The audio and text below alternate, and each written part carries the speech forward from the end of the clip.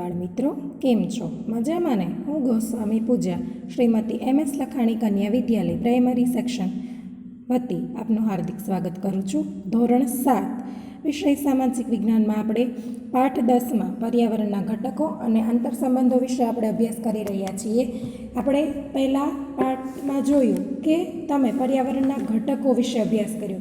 મૃદાવરણ છે, જલાવરણ છે, વાતાવરણ છે, જીવાવરણ છે. પર્યાવરણના બે ઘટકો જે છે, એક છે કુદરતી પર્યાવરણ અને માનવ સર્જિત પર્યાવરણ, એના વિશે પણ આપણે અભ્યાસ કર્યો. ત્યારબાદ તમે પાણીનું વિતરણ જે છે એના વિશે અભ્યાસ કર્યો. 4 મહાસાગરો ક્યાં ક્યાં છે એના વિશે માહિતી મેળવી. સમુદ્રનો મોજા એના વિશે માહિતી મેળવી. સમુદ્રમાં ભરતી અને ઓટ કેવી રીતે આવે છે એના વિશે આપણે અભ્યાસ કર્યો. ત્યારબાદ મહાસાગરીય પ્રવાહો કે જે ગરમ પ્રવાહો કઈ દિશામાં વહે છે અને ઠંડા પ્રવાહો કઈ દિશામાં ગતિ કરે છે એના વિશે અભ્યાસ કર્યો.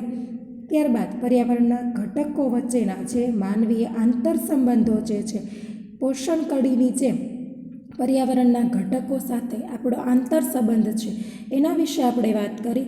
હવે આપણે આજે પ્રદૂષણ વિશે અભ્યાસ કરવાનો છે. પ્રદૂષણ જે છે, હવે આપણે આગળ જોઈ ગયા, આગળ અભ્યાસ કર્યો એવી રીતે કે માનવ પોતાની બુદ્ધિ શક્તિથી કે પર્યાવરણના જે વિવિધ ઘટકો છે એની સાથે આંતરસંબંધ, આંતરક્રિયા કરી અને પોતાની જરૂરિયાતો જે છે એ સંતોષે છે. ખેડૂત છે એ ખેતી કરે છે તો એ મૃદાવરણનો એક ભાગ છે. હવે એમાં જે પાક ઉગે છે એ પાક તૈયાર થઈ અને એ કાચો માલ તરીકે છે એ ઉદ્યોગમાં પહોંચાડે છે. એ ઉદ્યોગમાંથી પાકો માલ તૈયાર થાય અને આપણી જે જુદી જુદી જરૂરિયાતો છે એ સંતોષાય છે. હવે આ જે પ્રદૂષણ છે એને ગાંધીજી એવું કહે છે કે માનવીય ગતિવિધિઓથી આ કુદરતી પર્યાવરણ જે છે એ દૂષિત થાય છે. એ જાણે અજાણીએ છે, આપણને ખ્યાલ નથી હોતો એવી રીતે આ પર્યાવરણ છે એ દૂષિત થવાની જે ક્રિયા છે જેને આપણે પ્રદૂષણ કહીએ છીએ. તો અહીં આપણે ભૂમિ પ્રદૂષણ, જળ પ્રદૂષણ, હવા પ્રદૂષણ અને ધ્વનિ પ્રદૂષણ વિશે છે એ અભ્યાસ કરવાનો છે. હવે આ પર્યાવરણને જે દૂષિત કરતા ઘટકો જે છે એને શું કહેવામાં આવે છે? તો કે પ્રદૂષક કહેવામાં આવે છે. માનવીય કુદરતી સંસાધનો જે છે એનો અમર્યાદિત, એટલે કે કોઈ પણ જાતની પરવા કર્યા વિના આપણે વૃક્ષો છે એ આડેધડ કાપીએ છીએ, એટલે કે આપણે એને બળતણ તરીકે ઉપયોગ કરીએ છીએ, કોઈ પણ જગ્યાએ એનો ઉપયોગ કરીએ છીએ. અમર્યાદિત છે, અવિવેકપૂર્ણ. પેટ્રોલ ડીઝલના ભાવ વધતા જાય છે, આપણને ખ્યાલ હોય કે આપણે અહીં નજીકમાં જવું છે, 2 થી 3 સ્ટેશન દૂર છે એ સ્થળ, અને આપણે તાત્કાલિક ગાડી લઈને જઈએ એમ નહીં, પણ જો આપણે ત્યાં ચાલીને જઈ શકતા હોય તો જો ચાલીને જઈએ તો એટલો આપણે કુદરતી જે વાયુઓ જે છે એનો પણ આપણે બચાવ કરી શકીએ છીએ. એટલે કે જે માણસ જે છે એ આ સંસાધનો અમર્યાદિત અને અવિવેકપૂર્ણ ઉપયોગ કરી અને આ પર્યાવરણને ક્યાંક ને ક્યાંક પ્રદૂષિત કરે છે. હવે માનવ છે એની વિકાસની તીવ્ર ઝંખના, એટલે આજે છે એને કદાચ એક ફેક્ટરીમાં એણે નાના મશીન દ્વારા છે એ શરૂઆત કરી અને આજે છે એને વરસ દિવસની અંદર થોડો નફો થયો. હવે એ નફો છે ધીમે ધીમે એને વધતો જાય છે, એટલે એની છે એ વિકાસ કરવાની ઝંખના કેવી વધી જશે? તીવ્ર થઈ જશે, વધી જશે. એટલે એ બીજા વર્ષે છે વળી પાછા બીજા 2-5 મશીનો રોકશે. હવે આ મશીનોમાંથી જે ગંદા કચરો જે બહાર આવતો હોય છે એ પાણીનું પ્રદૂષણ કરી શકે, હવાનું પ્રદૂષણ કરી શકે અને આજુબાજુના વિસ્તારો જે છે એ ધ્વનિ પ્રદૂષણ પણ ફેલાવી શકે છે. હવે ઔદ્યોગિકીકરણ, એટલે કે માણસની જે ઝડપી ઝંખના જે છે, તીવ્ર ઉદ્યોગો છે સ્થાપવાની, એના કારણે પણ આ પ્રદૂષણ છે એ ફેલાતું જોવા મળે છે. યાંત્રિકરણ, નવા નવા યંત્રો આવતા જાય છે. આ યંત્રોને કારણે પણ ઉદ્યોગોમાં છે એ જુદા જુદા નવા મશીનરીનો ઉપયોગ થવા માંડે, એના કારણે આજુબાજુના લોકો જે છે એ અવાજ પ્રદૂષણના ભોગ બનતા હોય છે. ફેક્ટરીમાંથી નીકળતા ગંદા પાણીના કારણે એ જળાશયો પણ છે એ દૂષિત થાય છે. ઉપરાંત એમાંથી નીકળતો જે ધુમાડો જે છે એ પણ શું કરે છે? એ ધુમાડો હવાનું પ્રદૂષણ છે એ ફેલાવી શકે છે. હવે હાલમાં જોઈએ તો આપણે આ ભૂમિ પ્રદૂષણ છે, જળ પ્રદૂષણ છે, હવા પ્રદૂષણ છે અને ધ્વનિ પ્રદૂષણ કે જેને આપણે અવાજનું પ્રદૂષણ કહી શકીએ, એ ઝડપી છે એ વધી રહ્યા છે. હવે એ માનવીય, પર્યાવરણ અને સજીવ સૃષ્ટિ પર ક્યાંક ને ક્યાંક એવી અસર પાડે છે કે જેના કારણે માણસ છે એને ક્યાંક ને ક્યાંક છે એ પ્રદૂષણનો ભોગ બનવું પડે છે. જળ પ્રદૂષણને કારણે છે જળમાં રહેલા માછલાઓ છે, જીવ સૃષ્ટિ છે, જળ સૃષ્ટિ જે છે એને નુકસાન થાય છે. માણસે પાણી પીવે એની અસર થાય છે. હવામાં ગેસ ગળતર થાય એના કારણે લાખો લોકો છે એની અસર નીચે આવી જાય છે અને એને પણ એનો ભોગ બનવો પડતો હોય છે. તો સૌપ્રથમ આપણે ભૂમિ પ્રદૂષણ એટલે કે જમીનના પ્રદૂષણ વિશે વાત કરીશું. તો ભૂમિ પ્રદૂષણ એટલે કે જમીનનું પ્રદૂષણ તો કે કોને કહેવાય ભૂમિ પ્રદૂષણ? તો કે જે જમીનની ગુણવત્તા છે અને એના જે પોષક ઘટકો છે એમાં જે ફેરફાર થતો જાય છે. દાખલા તરીકે અત્યારે કુદરતી ખાતરને કારણે છે, ઉપયોગના કારણે છે માણસ વધુને વધુ પાક લેવાની હોડમાં શું કરતો રહ્યો છે? રાસાયણિક છે ખાતર છે ઉમેરતો જાય છે, જેના કારણે જે જમીનની ગુણવત્તા જે છે, પોષક ઘટકો છે એમાં ફેરફાર થતો જાય છે. જો એ કુદરતી ખાતરનો ઉપયોગ કરશે તો શું થશે કે જમીનમાં જે પોષક દ્રવ્યો છે એ જળવાઈ રહેશે. પણ માણસ જે છે એ ફટાફટ પાક લેવાની હોડમાં છે રાસાયણિક ખાતરનો વધુને વધુ દવા છાંટે છે, એના કારણે પણ આ જમીન છે એ પ્રદૂષિત થતી જાય છે. એના ઘટકો જે છે એમાં ઘટાડો થતો જાય છે અને જેના કારણે શું થાય છે? ભૂમિ પ્રદૂષણ છે એ ફેલાતું જોવા મળે છે. હવે આ જમીનનું પ્રદૂષણ છે એ સહેલાઈથી અનુભવાતું નથી. હવે એ સહેલાઈથી નથી અનુભવાતું એટલે કે આપણે આજે છે મેં રાસાયણિક ખાતર નાખ્યું, કાલ જ એના તત્વો ઘટી ગયા એવું જોવા મળતું નથી. પણ કેવું છે? લાંબા ગાળે એની અસર બતાવે છે એટલે કે એ સહેલાઈથી અનુભવાતું નથી. હવે આખા વિશ્વમાં આ પ્રદૂષણ છે એ સતત ને સતત વધી રહ્યું છે.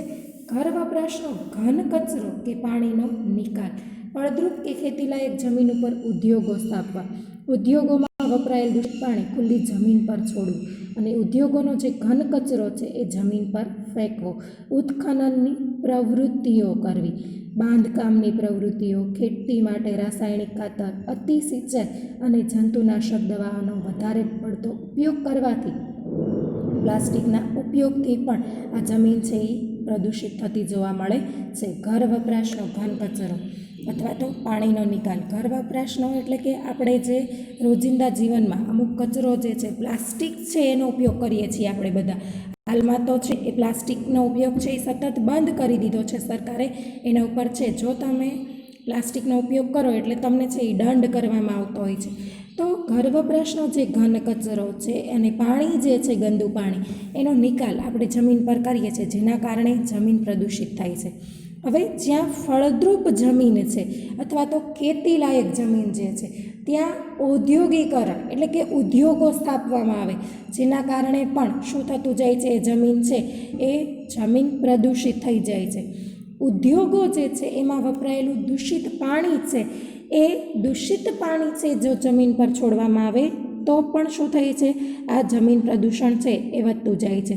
હવે ઉદ્યોગોમાં છે અમુક ઘન કચરો જે છે, પ્લાસ્ટિક છે, પછી અમુક પ્રકારના છે રસાયણો જે છે, એ કચરો બધો છે એ જમીન ઉપર જો ફેંકવામાં આવે એના દ્વારા પણ આ ભૂમિ પ્રદૂષણ છે એ ફેલાય છે.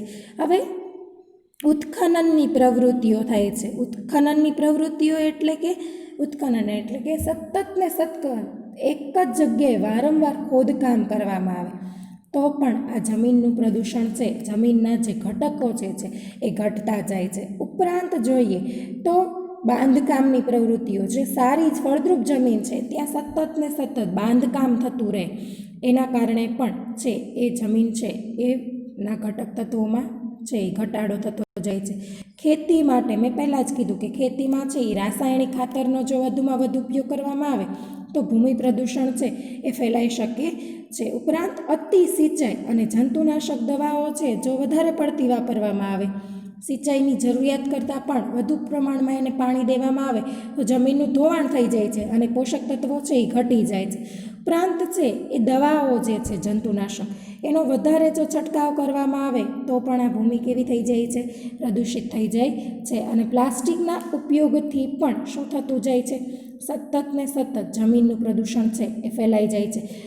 પ્લાસ્ટિક જે છે એ જમીનમાં છે એ સડતું નથી, કોહવાતું નથી, જેના કારણે જમીનની છે ફળદ્રુપતા ઘટી જાય છે. આમ આપણને છે એ જમીન છે પ્રદૂષિત જોવા મળતી હોય છે, જમીન પ્રદૂષણ ફેલાતું જોવા મળતું હોય છે. અહીં તમે જોઈ શકો છો, આ પીરાણા ડમ્પિંગનો ફોટો છે. અહીં તમે જોઈ શકો છો કે કચરો જે છે, એકદમ જે કચરો ફેલાયેલો છે એ કચરો છે એ દૂર કરવાનો પ્રયત્ન કરવામાં આવે છે. ઘન કચરા દ્વારા પણ સતત શું થતું રહે છે, જમીનનું પ્રદૂષણ છે એ ફેલાતું રહે છે. આ ભૂમિ પ્રદૂષણનું જો ઉદાહરણ લઈએ તો પંજાબમાં જે છે એ નાઇટ્રોજનયુક્ત રાસાયણિક ખાતરોનો વધારે વપરાશ થાય છે, જેના કારણે શું થઈ રહ્યું છે તો કે જમીન પ્રદૂષણ સતત વધી રહ્યું છે. પંજાબના હોશિયારપુર, ભટિંડા અને રોહતક જે જિલ્લા છે એના ગામડાઓમાં રાસાયણિક ખાતર જે છે એનો અતિશય વપરાશ કરવામાં આવે છે, જેના કારણે ત્યાંના કૂવાનું પાણી ભયજનક સપાટીએ દૂષિત થઈ ગયું છે. એટલે કે એ પાણી છે એ માણસ છે એ પીવે અથવા તો પાકમાં નાખવામાં આવે તો માણસ છે એ વિવિધ રોગોના છે એ ભોગ બન્યા છે, અને કેન્સર અને આંતરડા તથા પેશાબના રોગોનો છે એ ત્યાં વધારે ફેલાવો થયો છે. હવે આ ભૂમિ પ્રદૂષણ કેવી રીતે અટકાવી શકાય એના ઉપાયો જોઈએ તો જો સૌથી પહેલાં તો કે જંતુનાશક દવાઓ અને રાસાયણિક ખાતરના બદલે જૈવિક અને દેશી ખાતર અને લીલો પડવાશ, એટલે કે જે પડવાશ નાખીને ઘાસ નાખીને એને સોડાવવામાં આવે અને એનો જે ઉપયોગ કરવામાં આવે એનો છે એ ઉપયોગ જો વધારે પ્રમાણમાં ખેતીમાં કરવામાં આવે તો આપણે આ ભૂમિ પ્રદૂષણ છે એને અટકાવી શકીએ.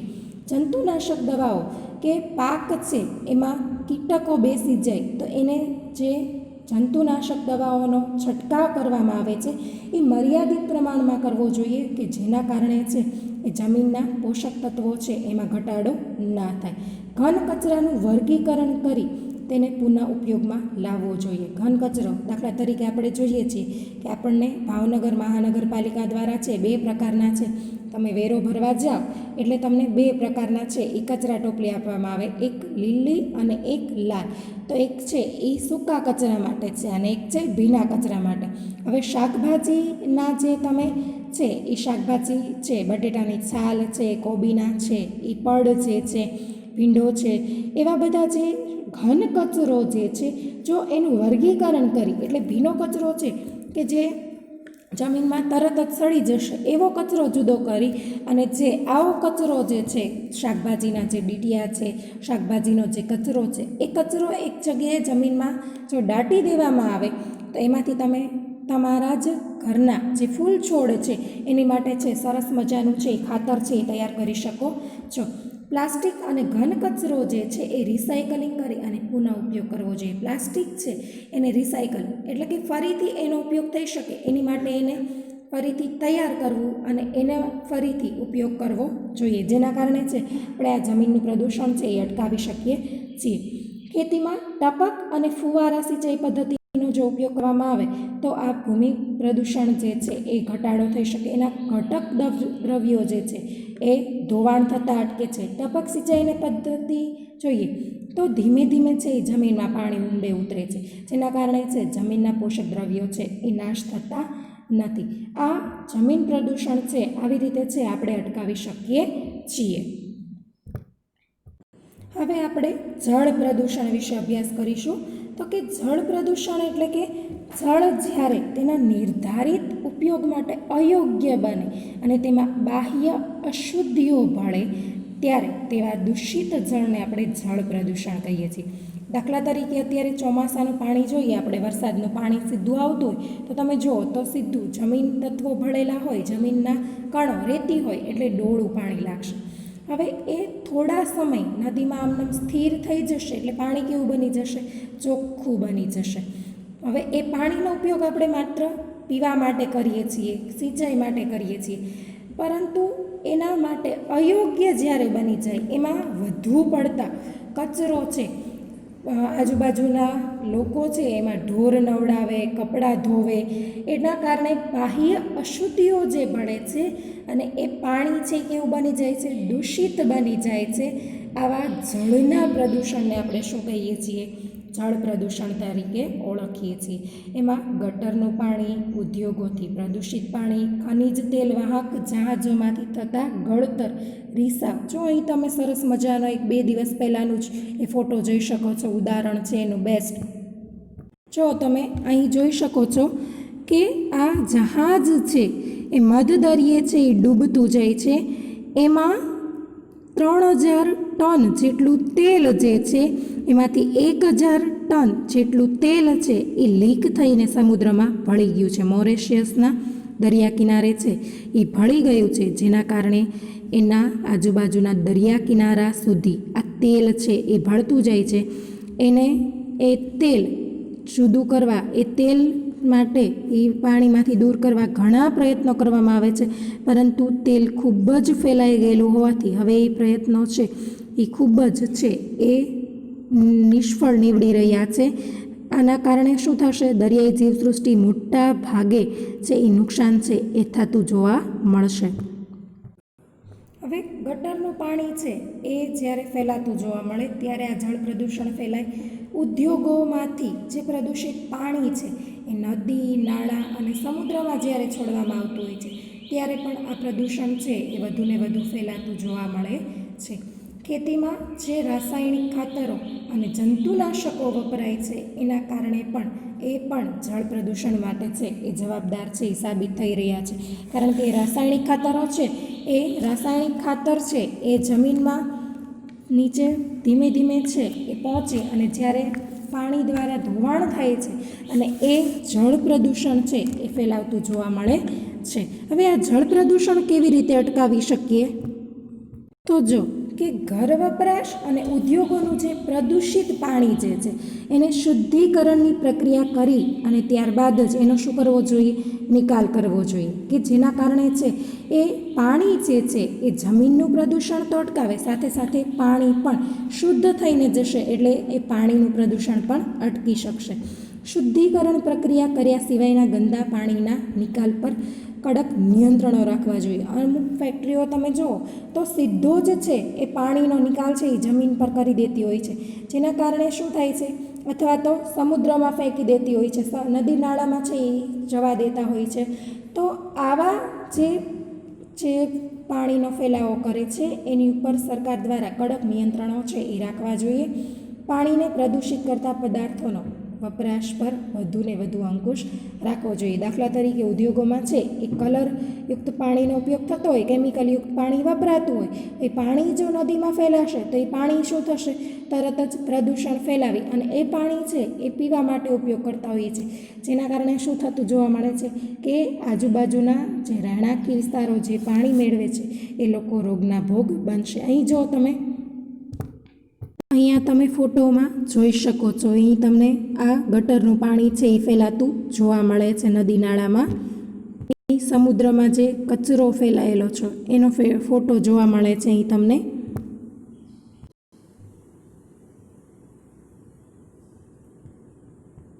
ત્યારબાદ આપણે હવા પ્રદૂષણ વિશે વાત કરીશું.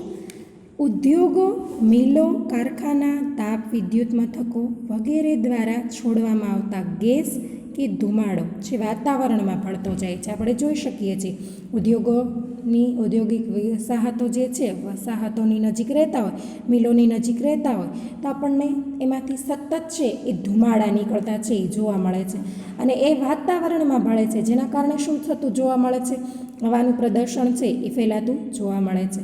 હવે આ હવાના પ્રદૂષણ માટે હવામાં જે રજકણો ઉડે છે, જેવા કે બળતણ તરીકે જેનો ઉપયોગ છે, રજકણો બળતણ તરીકે વપરાતા કોલસાના રજકણો, કારખાનાના ધુમાડાથી કાર્બનયુક્ત રજકણો ભળે છે. જો હવામાં કેવા રજકણો? તો કે પ્રદૂષણ હવામાં જે ઉડે છે એમાં એક તો રજકણો જે છે, ઉદ્યોગોમાંથી જે ધુમાડો નીકળે છે, ઉપરાંત બળતણમાં જે કોલસો વપરાય છે એમાંથી પણ રજકણો નીકળે છે, અને કારખાનાના જે ધુમાડો જે છે એમાંથી કાર્બનયુક્ત રજકણો ભળે છે. હવે એના દ્વારા શું થાય છે, ઉપરાંત પેટ્રોલ ડીઝલથી ચાલતા જે વાહનો છે એ પણ સતત છે એ ધુમાડાઓ ઓકે છે.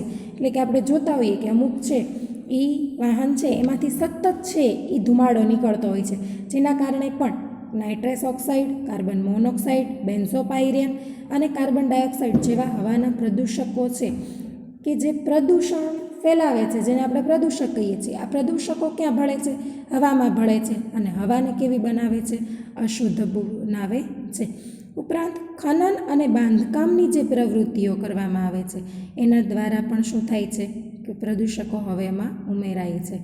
ખેતીનો ઘન કચરો સળગાવવાથી પણ હવાનું પ્રદૂષણ છે એ ફેલાતું જોવા મળે છે. અહીં તમે જોઈ શકો છો કે મોટી મોટી મિલોના જે ભૂંગળાઓ જે છે એમાંથી તમે ધુમાડો છે એ બહાર નીકળતો છે એ જોઈ શકો છો, અને એના દ્વારા આ હવાનું પ્રદૂષણ છે એ ફેલાતું જોવા મળે છે. હવે આ હવાના પ્રદૂષણને અટકાવવાના ઉપાયો કેવા છે? તો કે સરકાર દ્વારા છે એ કાયદા બનાવી અને એનો ચુસ્તપણે અમલ કરાવવો જોઈએ. જે ઉદ્યોગો છે, ફેક્ટરી જે છે કે જે સતત ને સતત આવો ધુમાડો છોડતી હોય, એ ધુમાડા છોડતી ફેક્ટરીઓને સરકાર દ્વારા છે એ ચુસ્તપણે એનો નિયમ છે એ પાલન કરે એવું છે એ કરાવવું જોઈએ. ઉપરાંત ધુમાડો અને ઝેરી ગેસ ફિલ્ટર થાય તેવા સાધનો છે એ વિકસાવવા જોઈએ. એટલે કે જે ચીમનીમાંથી ધુમાડો નીકળે છે એ ઝેરી ગેસ ફિલ્ટર કરી, ધુમાડો અને ગેસને ફિલ્ટર કરી અમુક પ્રમાણમાં જ ધુમાડો છે એ ફેલાય એવું છે, એવી વ્યવસ્થા છે એ કરવી જોઈએ, જેના કારણે છે એ હવાનું પ્રદૂષણ ઓછું થઈ શકે. ઉપરાંત કોલસો છે, પેટ્રોલ છે, ડીઝલ છે વગેરેનો જરૂર પડતો જ ઉપયોગ કરવો જોઈએ. મેં કહ્યું કે આપણે થોડાક નજીકમાં જ જવું છે તો આપણે ત્યાં નજીકમાં ચાલીને પણ જઈ શકીએ. એટલે કે આના દ્વારા શું થશે તો કે પેટ્રોલ અને ડીઝલનો તો બચાવ થશે, સાથે સાથે હવા પ્રદૂષણ પણ ઓછું થશે. પ્રદૂષણ મુક્ત એવા સીએનજી અને પીએનજી, સૌર ઉર્જા વગેરેનો છે એ ઉપયોગને પ્રોત્સાહિત કરવા જોઈએ. સીએનજી એટલે કમ્પ્રેસ્ડ નેચરલ ગેસ અને પીએનજી એટલે કે પેટ્રોલિયમ નેચરલ ગેસ, જેનો ઉપયોગ કરવાથી ઉપરાંત સૌર ઉર્જા, સૂર્યની જે ઉર્જા જે છે એવા જે સાધનો છે એને વિકસાવવા જોઈએ, જેના કારણે શું થઈ શકે કે આપણે આ હવાનું પ્રદૂષણ જે છે એને નિયંત્રિત કરી શકીએ છીએ. જાહેર પરિવહનમાં મુસાફરી માટે લોકજાગૃતિ ફેલાવવી જોઈએ. આપણે છે એ જાહેર પરિવહનનો ઉપયોગ છે એ વધુ ને વધુ કરવો જોઈએ. સરકારી બસ છે, એસટી બસ, પછી જે ભાવનગર જિલ્લા પૂરતી જે વિટકોસ, જેનું નામ ફરી ગયું છે હવે, એવી બસોનો છે એ ઉપયોગ કરવો જોઈએ. ઉપરાંત નજીકના સ્થળોએ જવા માટે આવા જાહેર પરિવહનો છે એનો ઉપયોગ કરવો જોઈએ, જેના કારણે આપણે પેટ્રોલનો છે એ બચાવ કરી શકીએ છીએ.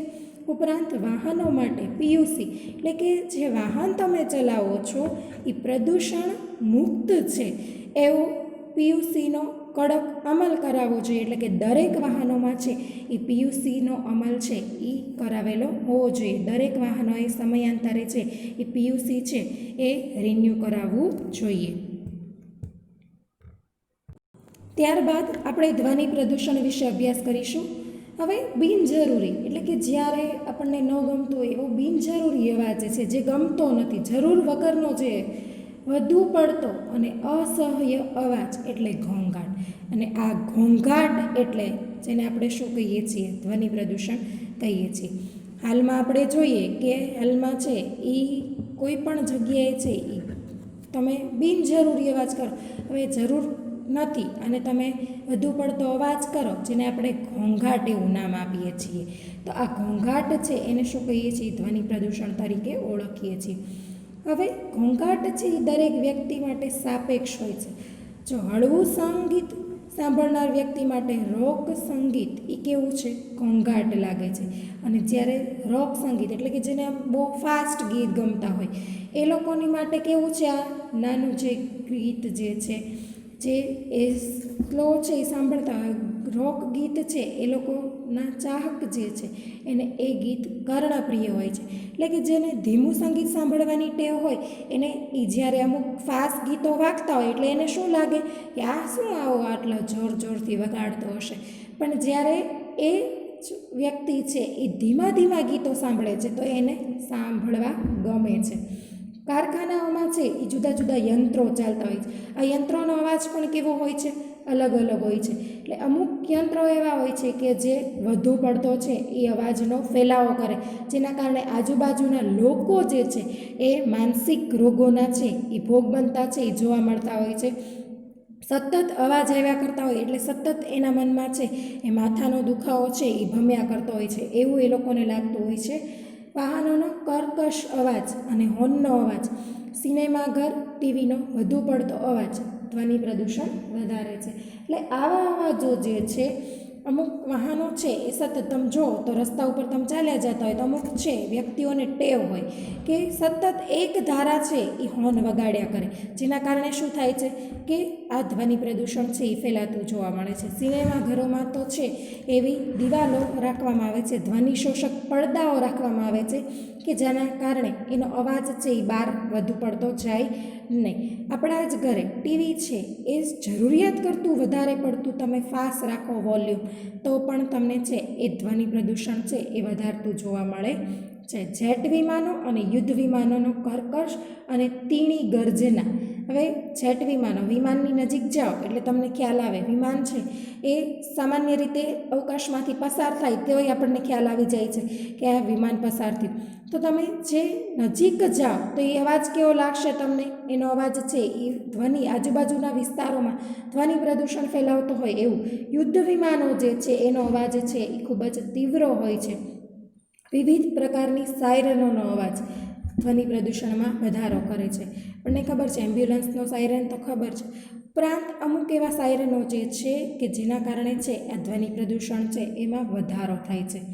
ઉપરાંત સામાજિક પ્રસંગો, આપણને બધાને ખબર છે કે સામાજિક પ્રસંગ, લગ્ન પ્રસંગે જોઈએ તો આપણે છે એ ડીજે છે એ વધુ પસંદ કરીએ છીએ. સ્પીકરો, બેન્ડ વાજા, ઢોલ નગારા અને ડીજેનો અવાજ ઉત્સવો અને ઉદ્ઘાટન પ્રસંગે જે કરવામાં આવતી આતશબાજી છે, ફટાકડા ફોડવામાં આવે છે, એના કારણે પણ આ ધ્વનિ પ્રદૂષણ છે એ શું થાય છે? ફેલાતું જોવા મળે છે. જાહેર કાર્યક્રમો હોય, ચૂંટણીની રેલીઓ હોય અથવા તો જાહેરાતોનો અવાજ હોય, આ બધા જ અવાજો છે એ જાહેરમાં ક્યારેક ને ક્યારેક ધ્વનિ પ્રદૂષણ કરતા છે એ આપણને લાગતા હોય છે. હવે આ ધ્વનિ પ્રદૂષણ માણસમાં કેવું નુકસાન કરે છે? તો કે માણસમાં બહેરાશ આવી જાય. એ માણસ છે એ ક્યારેક હંમેશા માટે છે એ સાંભળતો બંધ થઈ જતો હોય છે. એનું માનસિક સ્વાસ્થ્ય છે એ ખોરવાઈ જતું હોય છે. એની વિપરીત અસર છે એના સ્વભાવ ઉપર પડતી હોય છે. એનું સ્વભાવમાં ચીડિયાપણું અને જે કાર્ય કરવાની ક્ષમતા હોય એ ઘટી જાય છે. સતત જો એને અવાજ આવ્યા કરતો હોય તો એનામાં ચીડિયાપણું આવી જતું હોય છે અને કાર્ય કરવાની ક્ષમતા કેવી થઈ જાય છે? ઘટતી જાય છે. અને વધારે પડતા ઘોંઘાટથી ઘણા બધા કીટાણુઓ અને જીવાણુઓ જે છે, કીટકો જે છે એ વધુ પડતા અવાજથી શું થઈ જાય છે? નાશ પામે છે. હવે આ ધ્વનિ પ્રદૂષણ છે એના કેટલાક ફોટા જોઈએ આપણે. જો અહીં તમે જોઈ શકો છો કે એક માણસ જે છે એ સતત આવતા અવાજને કારણે શું કરી રહ્યા છે? એ પોતાના બંને કાન છે એ બંધ કરી રહ્યા છે. જો એ ડીજેથી પણ હોઈ શકે, પછી જુદા જુદા બેન્ડ વાજાથી પણ હોઈ શકે, જેટ વિમાનથી પણ હોઈ શકે. રેલવેનો હોર્ન જે છે એ સૌથી વધુ ડેસિબલ ધરાવે છે, એટલે કે અવાજની તીવ્રતા 80 ડેસિબલ સુધીની, એટલે એનો પણ અવાજ છે એ સૌથી વધુ છે એ ફેલાતો જોવા મળે છે. હવે આ પ્રદૂષણને કેવી રીતે અટકાવી શકીએ અથવા તો એમાં કેવી રીતે ઘટાડો કરી શકીએ? તો સિનેમાઘર અને જાહેર સભાગૃહો જ્યાં હોય ત્યાં ધ્વનિ શોષક યંત્રો અને ધ્વનિ શોષક પડદા લગાવવા જોઈએ કે જેના કારણે અવાજ છે એ બહાર ફેલાય નહીં. સામાજિક પ્રસંગો, ઉત્સવો અને ઉદ્ઘાટન જેવા પ્રસંગો હોય ત્યારે બિનજરૂરી, જો જરૂરિયાત ન હોય તો ડીજે છે, બેન્ડવાજા વગેરે છે એ લાવવાનું ટાળવું જોઈએ, જેના કારણે છે એ ઘોંઘાટ છે એ ટળી શકે. ઉદ્યોગો છે, વિમાન મથકો છે, એની આજુબાજુ છે, જો તમે વધુ ને વધુ વૃક્ષો વાવો, જેના કારણે શું થશે કે એ અવાજ છે એ શોષી લેશે, જેના કારણે આપણે અવાજ છે એનો ઓછો ભોગ, અવાજ છે એ ઓછો આવશે. ઉદ્યોગોની આસપાસ છે એ વૃક્ષો વધુ વાવવામાં આવે તો જેના કારણે છે એ ઉદ્યોગોમાંથી જે મશીનરીમાંથી જે અવાજો છે આવે છે એ પણ આપણને ઓછા સંભળાશે. શાળા છે, હોસ્પિટલ છે વગેરે પાસે નો હોર્ન એટલે કે ત્યાં આજુબાજુ નીકળતા હોર્ન વગાડવો નહીં અને સાયલન્સ ઝોન એટલે કે અહીં છે એ શાંતિથી છે એ પસાર થઈ જવું, એવા નિયમો છે એ કડક બનાવવા જોઈએ. ઉજવણીમાં જે કાર્યક્રમો છે એમાં ફટાકડાનો ઉપયોગ ટાળવો જોઈએ. ઉપરાંત રેડિયો, ટેલિવિઝન, મોબાઈલ ફોન વગેરે જે છે એનો ઉપયોગ કરીએ પણ ધીમા અવાજે એનો ઉપયોગ કરીએ એવી આપણે ટેવ પાડવી જોઈએ. યંત્ર અને વાહનોને સમયાંતરે સર્વિસ, રિપેરિંગ કરાવતા રહેવા જોઈએ, જેના કારણે છે એના દ્વારા વધુ પડતું પ્રદૂષણ ફેલાય નહીં, વધુ પડતો અવાજ કરે નહીં. આમ આ માનવીની જે આ પ્રવૃત્તિઓ જે છે જેના કારણે આ જમીન, જળ અને હવાનું પ્રદૂષણ છે એ ફેલાતું રહે છે. ઉપરાંત ઘણા બધી એવી પ્રવૃત્તિઓ છે જેના કારણે શું થાય છે તો કે અવકાશમાં છોડેલા ઉપગ્રહો છે, અવકાશ યાત્રીઓ આકાશમાં અમુક કચરો ત્યજી દે છે, કૃત્રિમ વરસાદ છે, કૃત્રિમ વરસાદ વરસાવા ચોમાસાની સિઝન હોય અને વરસાદ ન આવતો હોય તો એ કૃત્રિમ વરસાદ લાવવા માટે જે રસાયણો છોડવામાં આવે છે એનાથી ને પરમાણુ શક્તિના ઉપયોગથી જે કિરણોત્સર્ગી પ્રદૂષણ પણ આ પર્યાવરણને વધુ અસર કરે છે.